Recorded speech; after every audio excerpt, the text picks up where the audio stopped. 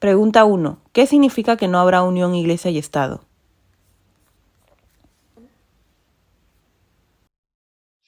Así que Cristo tenía la intención de volver en 1863.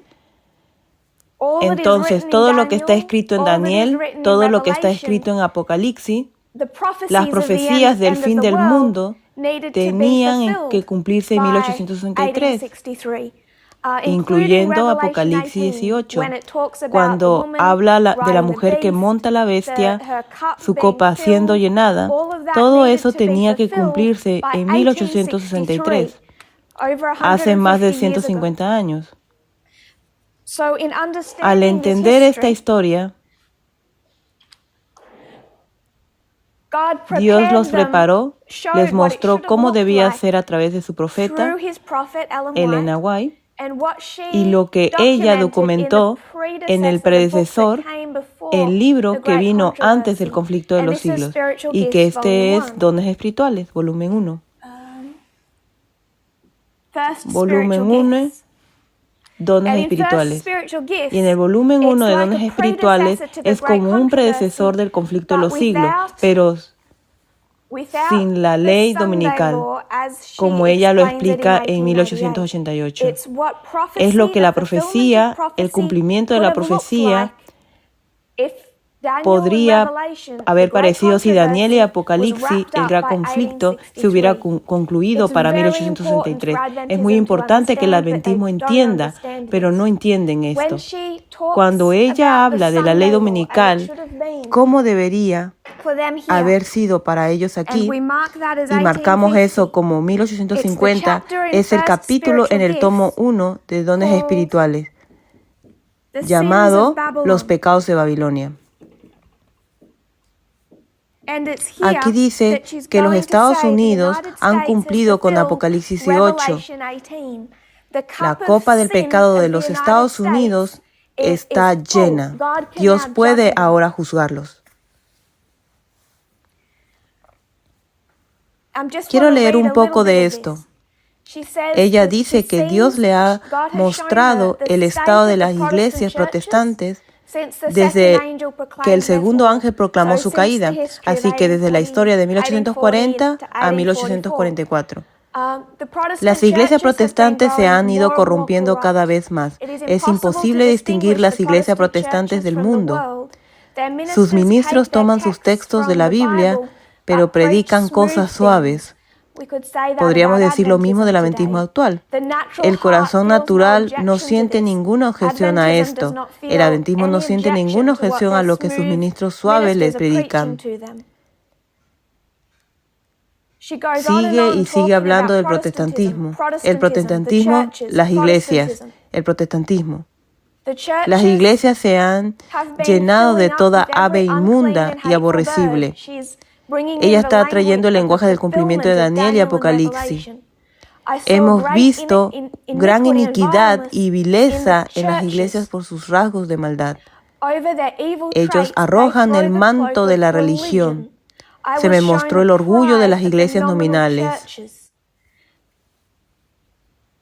Así que ella sigue y sigue hablando del protestantismo. Las temibles amenazas del tercer ángel se van a realizar en su vida, en esa historia. Beberán de la ira de Dios. Ella continúa en los siguientes capítulos para explicar lo que era la ira de Dios, y fue la guerra civil, de nuevo, 1861 a 1863. La copa se ha llenado, y van a sentir la ira de Dios. Lo que también describiríamos, y ella llamó, como el tiempo de angustia. ¿De qué está llena esa copa? Lo sabemos.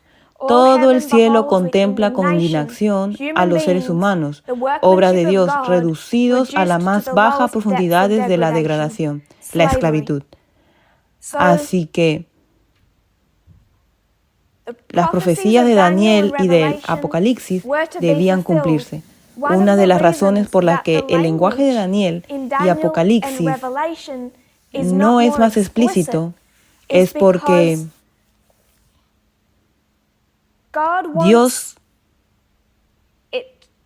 Dios quiere que puedan verlo como aplicable a ellos, no a nosotros en 2022, sino a ellos en la historia milerita. El Apocalipsis tiene que ser leído para hacer esa copa. Ellos pueden entender, oh, esto es la esclavitud. Así es como Dios ve la esclavitud. Vamos a experimentar la ira de Dios y luego ver cómo es esa ira. Entonces ellos necesitan en 1888 mirar esta copa y decir, oh, esto es lo que Dios odia. Ahora, hoy en 2022, tenemos que ser capaces de leer esos mismos versículos y mirar la copa y verla que está llena de misoginia, sexismo, valores familiares tradicionales y normas culturales, normas de género. Mirar esa copa y ver, oh, eso es lo que Dios odia. Y odiarlo de la manera que Él lo odia. Debían odiar la esclavitud de la manera que Dios odiaba la esclavitud. Tenemos que odiar el sexismo de la manera que Dios odia el sexismo. El lenguaje está escrito en forma de parábola, para que cada generación pueda mirarlo y aprender lo que necesita para su propia generación. Ella dice, la ira de Dios no cesará antes de haber hecho beber a esta tierra de luz, Estados Unidos, las heces de la copa de su ira, antes de que haya recompensado a Babilonia al doble. ¿A quién llama Babilonia? A los Estados Unidos. Sosteniendo la copa llena de esclavitud. Podría cumplirse en su tiempo. Pero quiero salir de ese cuadro. Eso es lo que nos da Elena White. Ella nos muestra esta historia del protestantismo. Y si nos remontamos, como lo hemos hecho, podemos ver que los protestantes, las iglesias en el sur, defendieron la esclavitud utilizando la Biblia. Pasajes como que Abraham mantenía esclavos, donde Dios les instruye sobre cómo mantener esclavos y a quienes deben esclavizar. Pasajes donde se habla de que Salomón mantenía esclavos como Dios había ordenado. Cuando se habla de Pablo diciendo a los esclavos que vuelvan a sus amos y se sometan, en los mismos capítulos donde está diciendo a las mujeres que se sometan a sus maridos, está diciendo a los esclavos que se sometan a sus amos. El protestantismo, las iglesias y la gran mayoría de los Estados Unidos está arraigado en este fundamento protestante. Ellos van a defender la esclavitud a través de su protestantismo. Así que si pudiéramos hablar de los Estados Unidos, y voy a dividirlo, vamos a hablar de los colonos blancos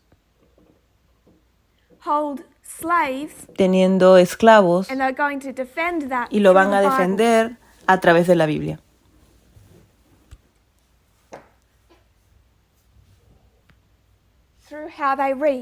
A través de la forma de leer. Se repite hoy en día. Los Estados Unidos están quitando a las mujeres los derechos humanos fundamentales. Y ellos están defendiendo eso a través de la Biblia. Y el adventismo está diciendo amén. Estamos con el protestantismo, porque el adventismo está leyendo la Biblia de la misma manera que el protestantismo está leyendo. Quiero alejarme de eso por un momento y hablar de las tribus nativas americanas. Voy a enumerar 5 tribus que eran conocidas como las tribus dominantes.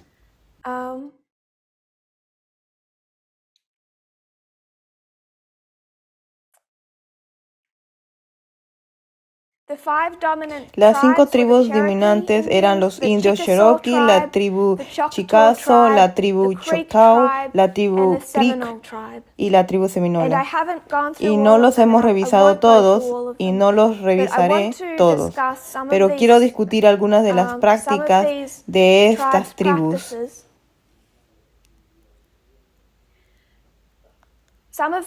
Algunas de las respuestas de los nativos americanos a la tenencia de esclavos, Y no se oye hablar de esto normalmente. Nunca he escuchado en mi vida una discusión sobre cómo los nativos americanos pensaban sobre la esclavitud y la tenencia de esclavos.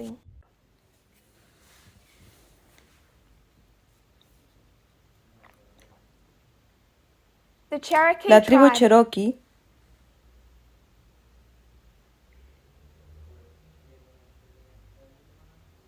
la proporción de familias cherokees que tenían esclavos eran comparable a la de las familias blancas del sur.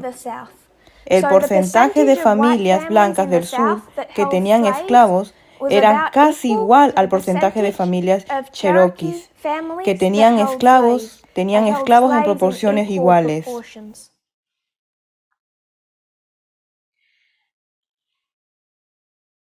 Recientemente salió a la luz una lucha que está teniendo lugar entre las actuales tribus Cherokee en los Estados Unidos. Esto salió a la luz en particular en 2021.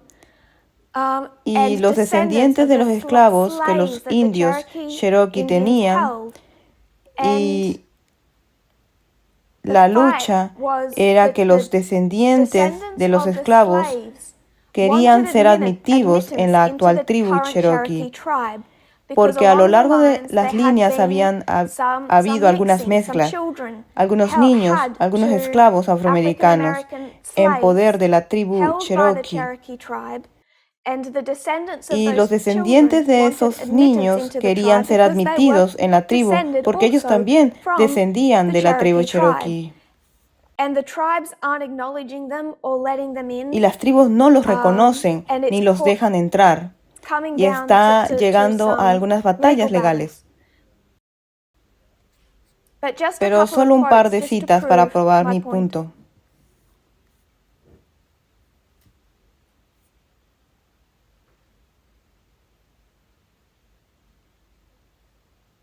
En 1827, los Cherokees desarrollaron una constitución.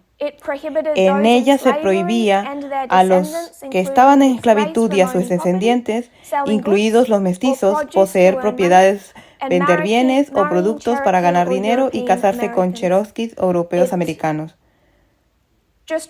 Se asemejaba a todas las leyes de esclavitud que había en el sureste de Estados Unidos. Tenían exactamente los mismos tipos de leyes relativas a la esclavitud y a la forma de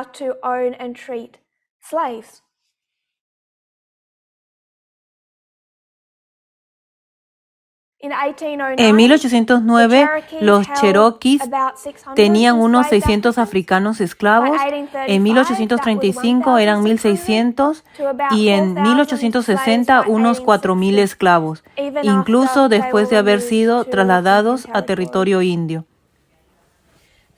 Esto está causando una lucha entre los Cherokees hoy y los descendientes de los esclavos que tenían, y las prácticas y los tratamientos eran comparables a los del sureste.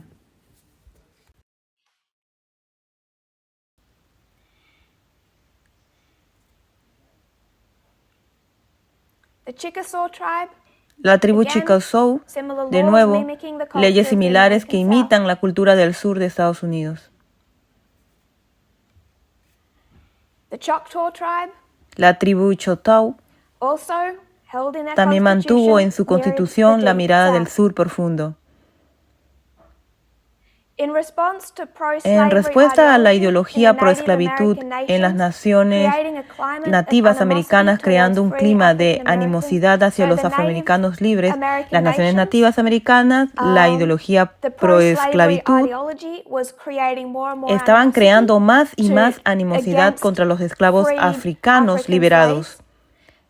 El Consejo General Choctaw promulgó una legislación en octubre de 1840 que ordenaba la expulsión de todos los negros libres sin relación con la sangre Choctaw y Chickasaw para marzo de 1841.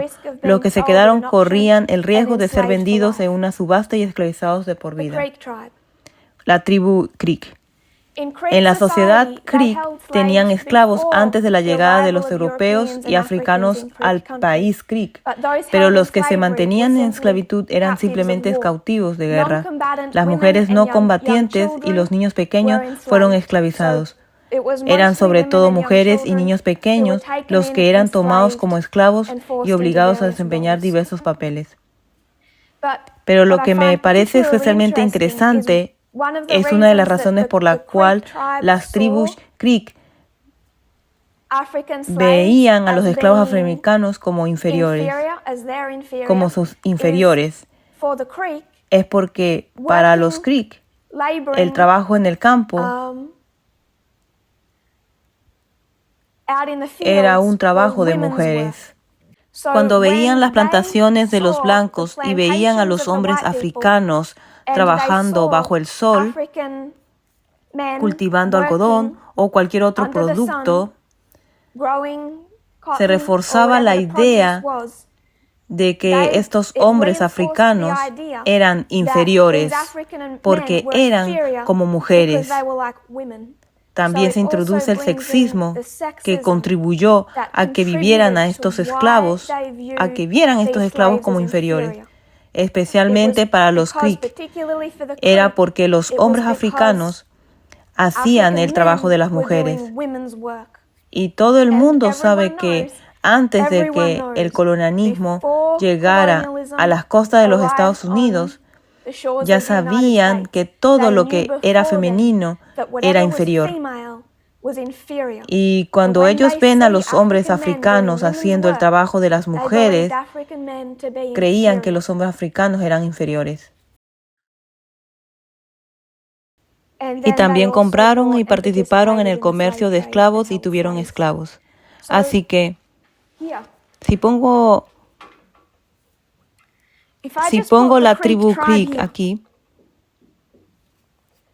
ellos tenían esclavos, al igual que las otras 5 tribus principales. ¿Por qué? ¿Por qué lo hicieron? No fue porque se estaban convirtiendo al protestantismo. No fue porque se estaban convirtiendo en cristianos. No fue porque estaban usando la Biblia. En su mayoría, durante este periodo de tiempo, seguían manteniendo sus creencias espirituales tradicionales. Entonces, ¿por qué? Elena White es muy específica en lo que discute. Tenía que serlo. Ella sabía quién era el enemigo de Dios, que controlaba el gobierno en Washington. No eran los Creek los que controlaban Washington, los que controlaban el Congreso, los que controlaban la rama ejecutiva, los que controlaban el Senado. Esos no eran los Creek. No eran los Creek a quien Dios se refería en Apocalipsis 18. No eran los Creek los que tenían algún tipo de profesión. Fue bastante limitado en su historia. Pero sabemos que no se limita porque no se quedó aquí, porque esto falló y la historia siguió adelante. Y ahora tenemos la primera vez que Cristo debería haber vuelto en 1863. La segunda vez, la historia de 1888. No en 1888, pero en esa historia. Y luego, en algún momento de nuestra propia vida, en nuestra propia historia, en el futuro inminente. Aquí atrás, todo estaba dirigido, todo era central en los Estados Unidos, lo que salía del Congreso y lo que el protestantismo defendía, la esclavitud, el pecado. En 1888 se extiende a la cristiandad. 2022, la historia de los 144,000. Esto es a nivel mundial. Y cuando digo mundial, eso tiene implicaciones para mí, porque Australia no está incluida aquí atrás. Australia no está incluida aquí. Australia ahora golpea a Australia tanto como golpea a Fiji, tanto como golpea a Tahití. y golpea a Ghana, y golpea a Rumania, y a Rusia, y al Reino Unido. No se limita a la cristiandad, sigue siendo la cristiandad, pero ahora es mundial, es India, es Brasil, es Colombia, es mundial. Y este movimiento lo representa aquí atrás.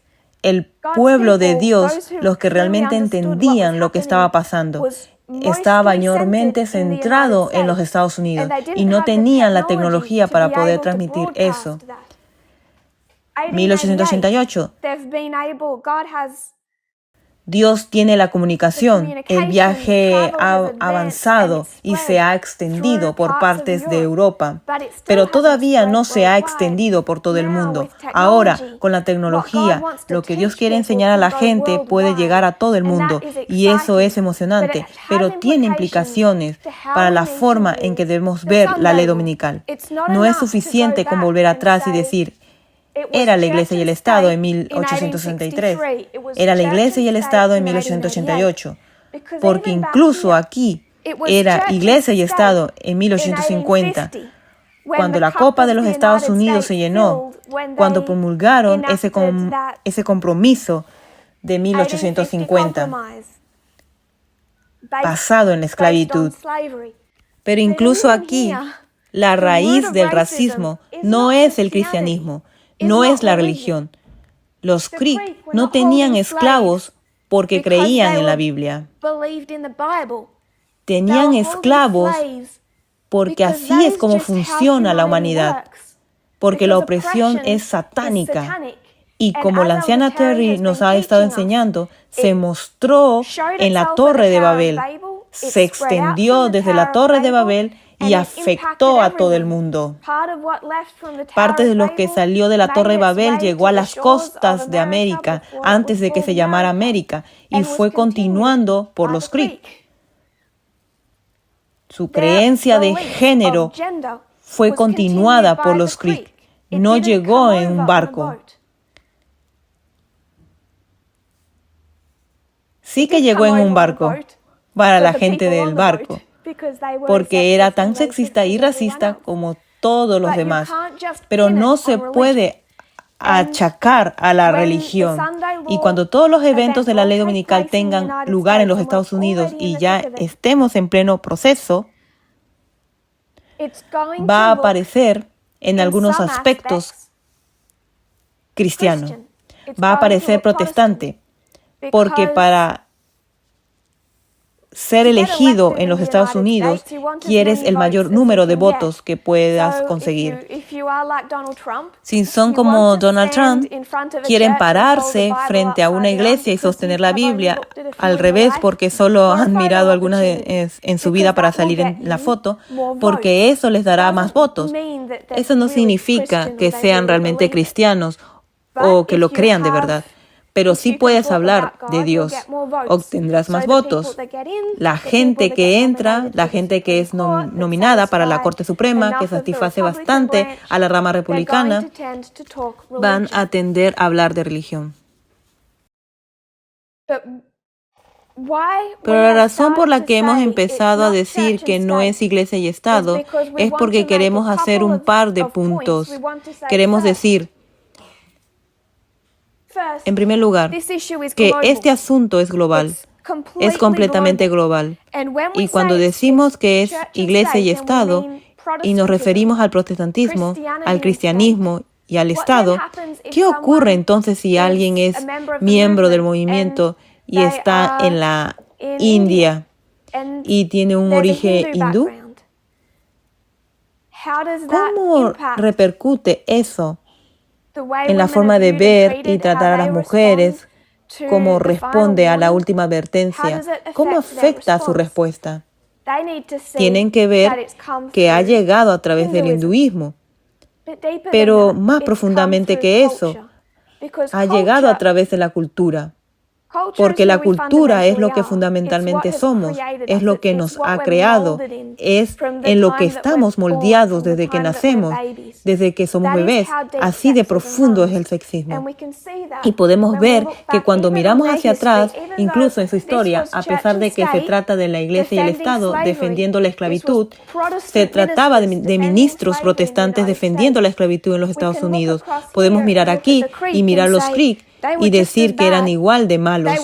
Fueron oprimidos, fueron víctimas de los colonos, pero fueron igual de racistas. ¿Por qué? Porque sus descendientes vinieron de la Torre de Babel, de la misma manera que sus descendientes vinieron de la Torre de Babel. Todos ellos la llevaron consigo.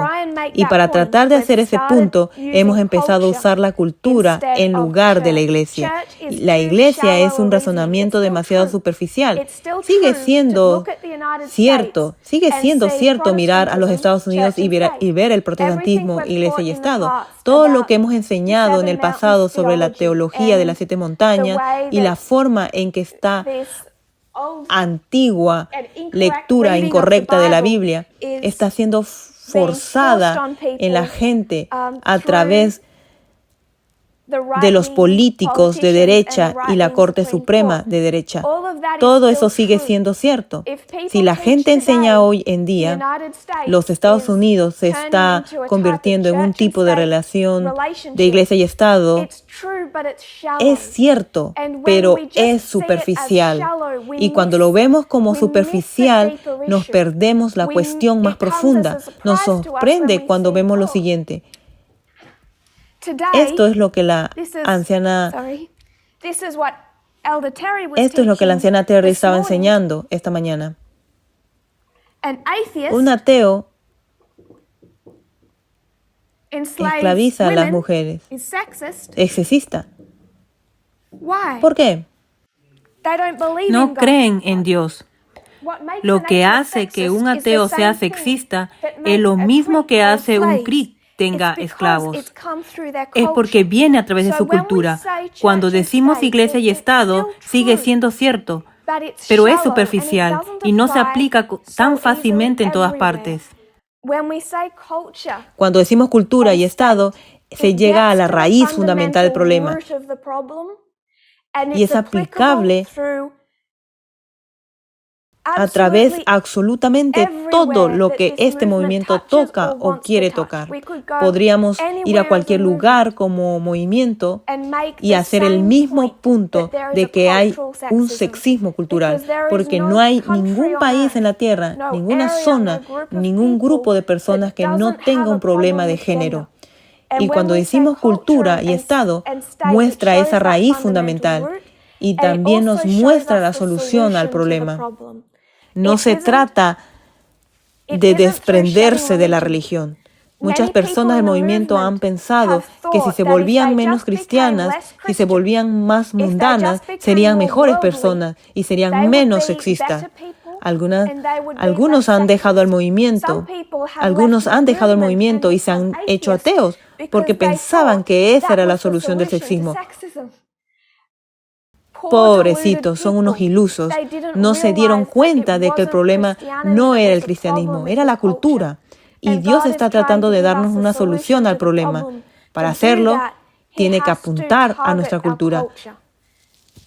Todas nuestras culturas, donde quiera que existan, se manifiesta en diferentes formas, pero siempre está ahí. Estaba allí para los Creek cuando veían a un hombre africano trabajando en un campo y pensaba, oh, está trabajando como una mujer. Deben ser actos para ser esclavo. Está muy arraigado. A esto es a lo que tratamos de llegar en las vísperas.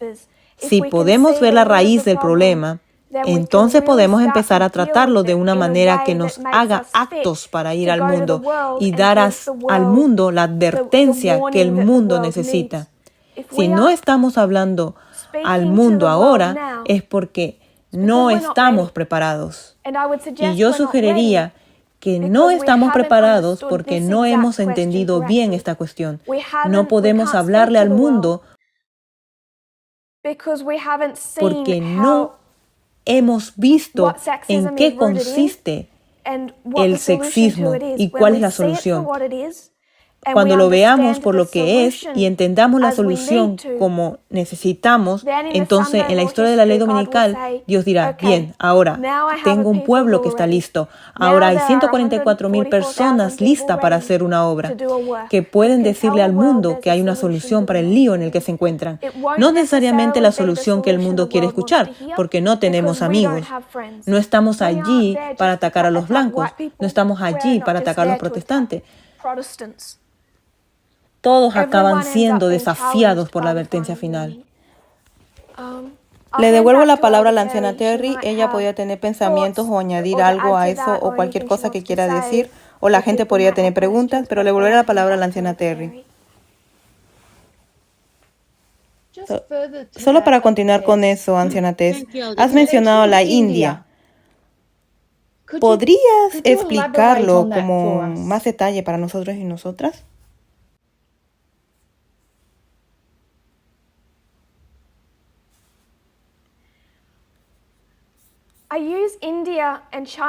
Utilizo la India y China como ejemplos porque India está especialmente ahora construida sobre el nacionalismo hindú. Los Estados Unidos están construidos sobre...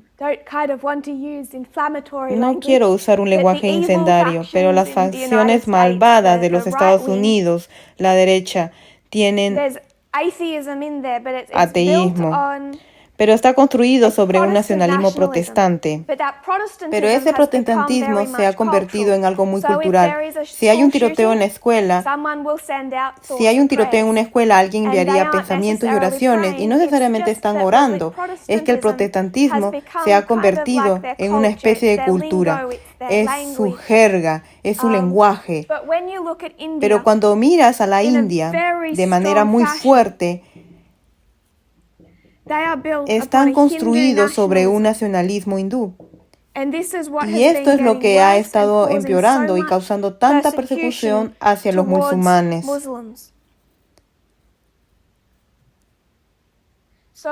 Así que India, los verdaderos nacionalistas en la India, creen, al igual que los cristianos, tienen su Jerusalén, su centro de culto, que los musulmanes tienen la Meca y Medina, su tierra sagrada, y que el pueblo hindú, su tierra sagrada, tiene que ser la India. La India tiene que ser solo para el pueblo hindú y tiene que ser preservada en la India. Esa misma India es el terreno sagrado de la religión hindú, del mismo modo que los judíos y los cristianos miran a Jerusalén como centro, del mismo modo que los musulmanes miran a la Meca y Medina. Quieren que la India sea estrictamente hindú y con eso persiguen a la gente que no es hindú, pero especialmente a los musulmanes, también a algunos cristianos. Luego me gusta hablar de China, porque China está construida sobre el ateísmo, el Partido Comunista. Pero si vamos a los tres, si es protestante, que es cada vez más ateo, no hay diferencia. Excesista, es sexista y es sexista. Y traigo estas naciones para reforzar ese punto, que es cultural. ¿Por qué las mujeres son vistas de la forma en que son tratadas, de la forma en que son tanto en grandes áreas de la sociedad dentro de China? ¿Por qué? No es porque sean cristianas. Pueden ser rastreados a su más antigua creencia espiritual. Se me olvida en qué religión creían. Confucio. ¿Perdón? ¿El Confucio? Sí, el confucianismo. El confucianismo era lo que había en China antes de que el Partido Comunista trajera este ateísmo. El confucianismo es terriblemente misógino. una visión terrible de las mujeres y su papel en la familia y en la sociedad. Pero ya no creen en el confucianismo en general, pero sigue siendo parte de su cultura atea actual. No es inseparable del confucianismo anterior. La visión de las mujeres no cambió cuando la gente se volvió atea, de la misma manera que la gente se vuelve atea hoy en día. Y siguen viendo el mundo y a las mujeres de la misma manera que el protestantismo. En algunos casos, peor, sin esperanza ni solución. En muchos casos, peor. Me gusta traer a colación la India y China porque muestra la raíz del problema. No absuelve en absoluto al protestantismo. Ver el problema que tenían los Creek no quita el pecado que Elena White pone en los propietarios de esclavos blancos del sur. No absuelve a ninguno de su pecado. Muestra lo amplio, profundo y horrible que es ese pecado. Muestra de dónde viene su raíz. Y creo que el uso de la India y China puede ayudar a hacer ese punto. No es cristianismo, es religión. Pero tampoco es fundamentalmente religión, es cultura. Y hemos estado enseñando esto, llegando a este punto durante mucho tiempo en el movimiento. Cuando hablamos de la homofobia, el año pasado mostramos cómo la homofobia llegó a través de los roles de género, a través de Grecia y Roma. Pero Grecia y Roma son todas descendientes de la Torre de Babel, como lo son todas las demás. Fue inculcado en la cultura la idea de esos roles de género. Y eso es lo que Dios está tratando de alcanzar y sacar. Y es por eso que creo que el trabajo de Dios es tan difícil. Es porque eso que le ha tomado 6,000 años tratar de abordar los roles de género con la humanidad. Está muy encerrado. Es un trabajo duro, como estoy segura de que muchos son conscientes. Creo que lo has abordado claramente, ya que tiene que ser algo que implique la igualdad de género.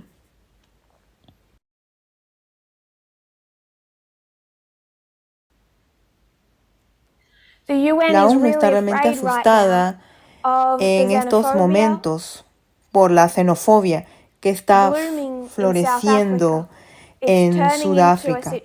Se está convirtiendo en una situación realmente temible. Y sabemos que Sudáfrica tiene una historia de apartheid.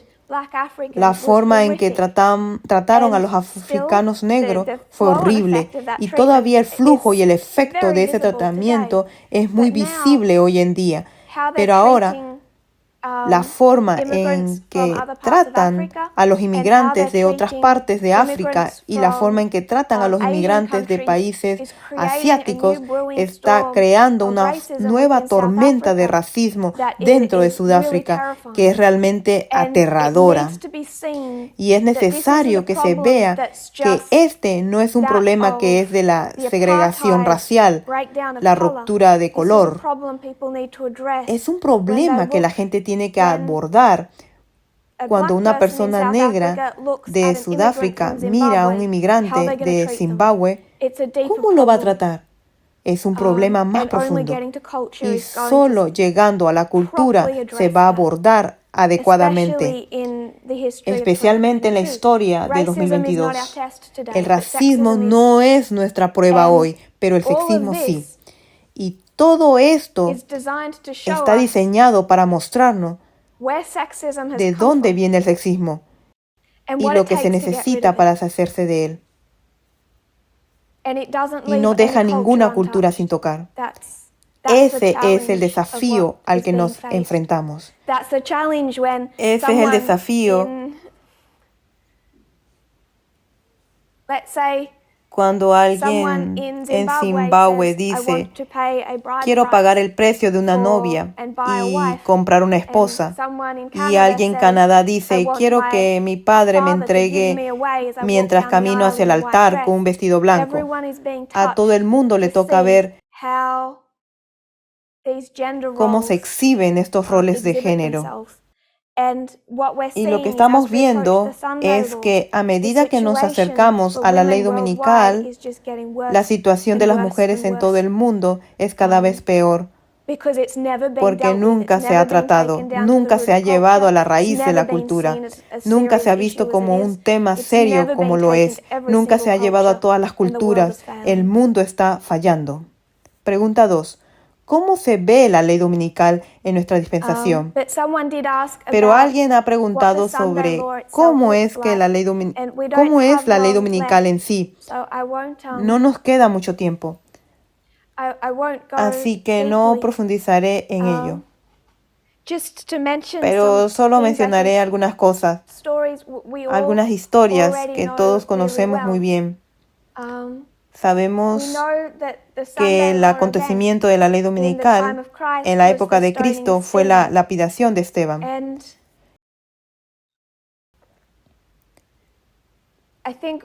Creo que una de las cosas que nos puede enseñar es que no necesariamente se veía tan claro para todos. Si estuvieras en el movimiento de Dios en ese entonces, si fueras un discípulo, sería fácil señalar la lapidación de Esteban y decirle a un pariente judío, ¿ves? Teníamos razón todo el tiempo. ¿Ves? Has probado nuestro punto. Jesús tenía razón. No podrías. Porque para su pariente judío, ellos pensarían que la lapidación de Esteban fue algo bueno, en el mejor de los casos, neutral. Pero no verían ese acontecimiento como un evento profético. Solo los discípulos pudieron aprender a ver el apedreamiento de Esteban como un acontecimiento profético, un punto de inflexión profético. Para los judíos, fue un evento entre muchos otros. No era tan importante. Ese fue el fin del antiguo Israel. Tenemos que estar preparados para el fin del Israel moderno, para el adventismo. Ojalá hayamos limpiado nuestros cerebros adventistas para no pensar así. Pero para el adventismo, como los judíos de antaño, con el apedreamiento de Esteban, podemos mirar la ley dominical y pensar, ¿cuál era el problema? ¿Cuál es el problema? Esto no es sencillo, parece complicado. ¿Qué tipo de cumplimiento de la profecía es ese? Tenemos que ver las cosas proféticamente. Creo que 1888 es muy buen ejemplo. 1888 no fue la ley dominical de esa historia. Espero que eso tenga sentido. 1888 fue algo así como un 2014 o un 2019. Fue un peldaño hacia la ley dominical. Porque en esta historia, Elena White, Eddie Jones, todos están advirtiendo sobre la ley dominical que viene.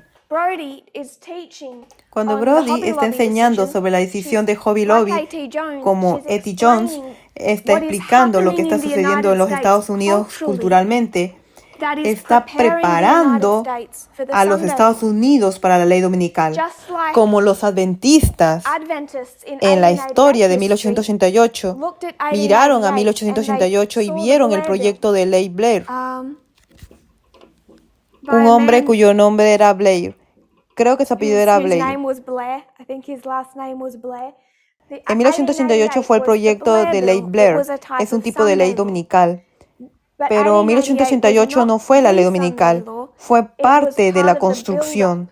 Y cuando volvemos a 2014 y vemos cosas como la decisión de Hobby Lobby, todo lo que estamos haciendo es decir, mira, al igual que 1888 y el proyecto de ley Blair y lo que estaba sucediendo en el Congreso en 1888 con los adventistas significativos, así que en nuestra dispensación lo que pasó en 2014 es significativo para nuestra ley dominical. Lo que tenemos que estar preparados es que es complicado en nuestro periodo de tiempo.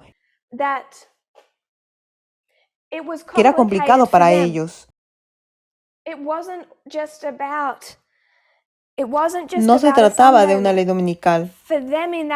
Para ellos en esa historia se trataba de la Constitución, de reescribir la Constitución, de controlar la inmigración.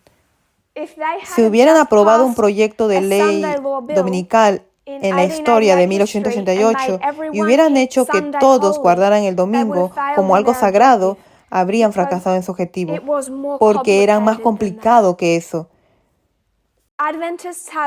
Los adventistas tienen una idea demasiado simple de la historia profética y por eso piensan que nuestra historia de la ley dominical será simple.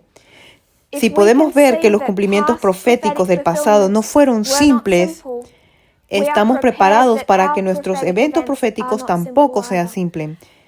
Si vas y lees a E.T. Jones, tiene sentido que no era simple, porque su escritura no es simple. Escribió prolíficamente sobre todas las cosas que el Congreso estaba haciendo, todas las cosas que estaban sucediendo en la política de los Estados Unidos, para que los adventistas pudieran estar preparados para los complicados eventos que se estaban calentando, lo que Ellen White describe como los movimientos de entonces estaban en progreso para establecer una ley dominical. Ahora estamos rastreando el movimiento hoy en curso para implementar una ley dominical, pero no fue una ley en su historia. Me gustaría sugerir, esta ley dominical, si hubiera ocurrido en la historia de 1888 y hubiera sido una ley dominical real, no habría sido una ley o un evento, habría sido un evento múltiple. Tuvo que ser porque tenían múltiples objetivos. Querían controlar a los católicos, controlar a los judíos, controlar a los migrantes, cambiar la Constitución e implementar muchas leyes respecto a lo que se podía y no se podía hacer en domingo en todos los Estados Unidos. Eso requiere muchas cosas. Les obliga a establecer en las leyes qué correo puede llevarse en domingo, qué negocios pueden operar, en qué circunstancias, qué servicios de emergencia pueden operar en domingo, qué pueden hacer las iglesias en domingo, qué puede o no puede hacer la gente en su propia propiedad en domingo, qué pueden hacer los inmigrantes en domingo. Toda su constitución tuvo que ser cambiada para hacer de los Estados Unidos una nación protestante, para controlar a los católicos. Esa es la punta del iceberg. Hubiera significado que muchas cosas que sucedieron hubieran tenido que ser puestas en su lugar en la historia de 1888 para cumplir con los objetivos protestantes. Hoy es lo mismo. Tienen muchos objetivos cuando se trata de los roles de género. Luchan por las personas trans, luchan por el aborto, luchan en algunas áreas por la anticoncepción.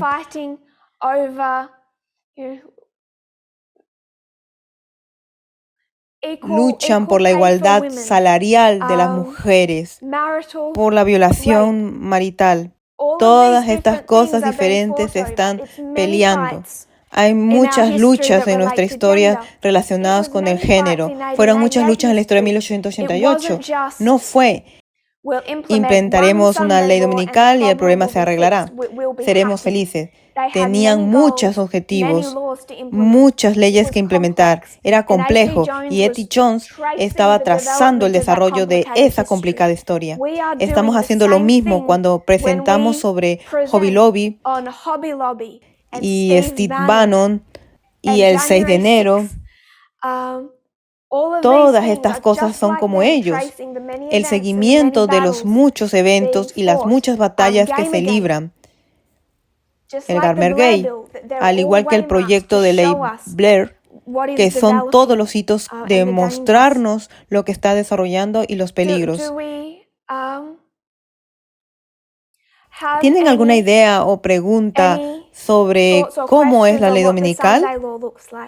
Todavía no tenemos una imagen perfecta, pero parte de la razón por la que creo que no tenemos una imagen perfecta es porque no podemos hablar como movimiento y decir que hay una ley que será la única ley dominical y entonces los conservadores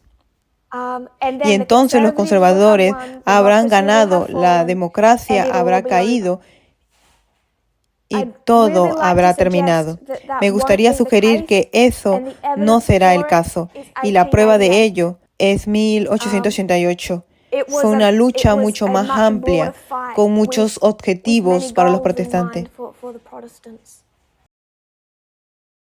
¿Tiene eso sentido? Si no tiene sentido, por favor, hablar. Creo que la anciana Terry y Brody están de vuelta en línea.